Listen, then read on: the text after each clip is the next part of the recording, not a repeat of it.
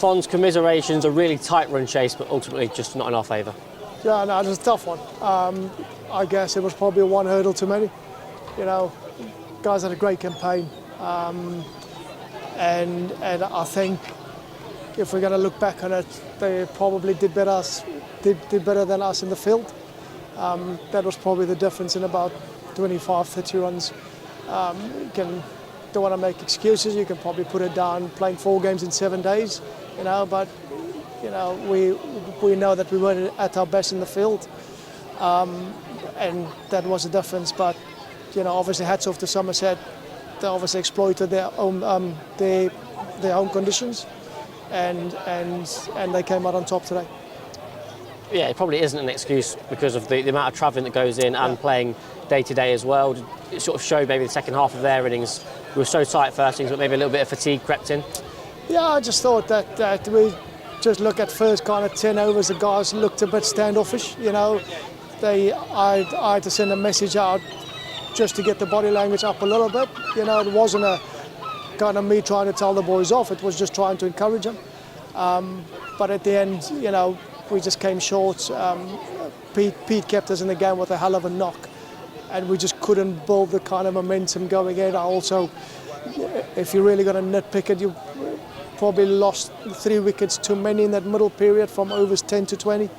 You know, where the chat was, try to keep as many wickets in hand as we can.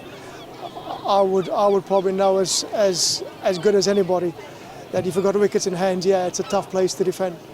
And talking of Peter Hanscom individually, I've lost count of the amount of runs he's made this tournament, but I think 300s, 50s as well. How good has he been for the boys? Yeah, he's been awesome, mate. You know, I can't fault the lads. You know, it was a hell of an effort to get us to this point. You know, the boys dug deep. Don't want to go on about the obstacles that we had to overcome with injuries and guys going and stuff. But the guys that came in, you know, if I look back at the last game, which was on Friday, you know, that was a classic team performance. The boys kind of pulled together, kind of chipped in. There wasn't a man of the match in our change room because we just felt that the whole team, you know, did their job. And yeah, as I said, it was just one hurdle too many today. Plenty of positives to take from the tournament as a whole. What's impressed you most about the group? Yeah, I mean, I just think a couple of guys, young Green has come through, put himself on the map. You know, can look at Sol as probably found this format the best format. And then you go with our 2 pros. You know, probably look at Walker as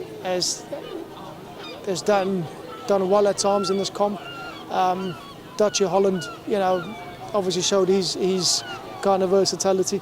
You know, and also we obviously didn't see the best of Louis Kimber, which is an exciting prospect. But also, you know, having to come up from London last night, we took a punt on him. That was a tough ask. Ben Cox, you know, he's made some good contributions for us. So, yeah, all in all, you know, we'll go and have a look at it and kind of pick the bones at it and see if we can come back next year and win it again. We've been followed up and down the country by the Leicestershire fans who've been so vocal. What's your message to them? They were fantastic and we just want to thank them. You know, it was certainly not an easy journey. I heard that Jack Birkinshaw took about 7 hours to get down here yesterday. You know, so yeah, we are definitely very grateful for their efforts and hopefully we can get a good push for the last couple of games of the championship. A few days rest before that, a couple of away trips. The squad in a good place ahead of potential promotion running. Yeah, so I'll have to see who's available, who's fit and who's not fit, and then have a couple of days off, and then we've got a road trip, come down to Gloucester, come down the south to the southwest again, and then we go to Glamorgan after that. So it's going to be a tough running, but we're in with a shout. Let's just take it one game at a time.